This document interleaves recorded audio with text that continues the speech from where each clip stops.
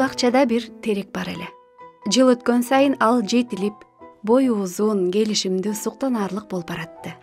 Анын жапжашыл таажысы барган сайын калган бак дарактардын үстүнөн бийик көтөрүлүп, аларга калың көлөкө түшүрүп жатты.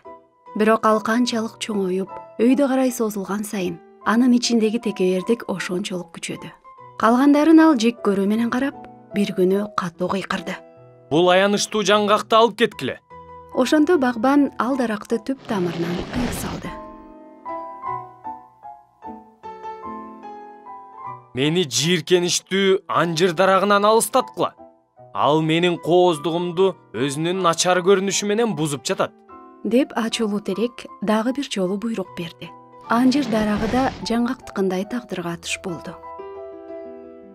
Айланамды алмурут, алма бактарынан тазалагыла. Ошентип, алмурут жана алма бактары да отун үчүн кыйылышты.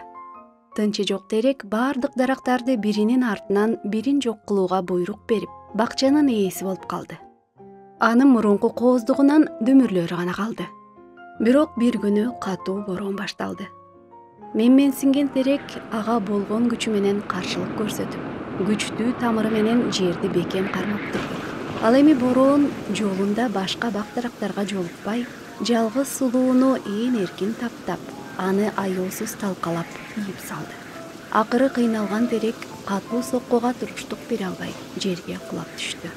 Кудай сөзүндө да кыйроонун алдында текебердик келет, кулаардын алдында менменсингендик келет деп жазылган.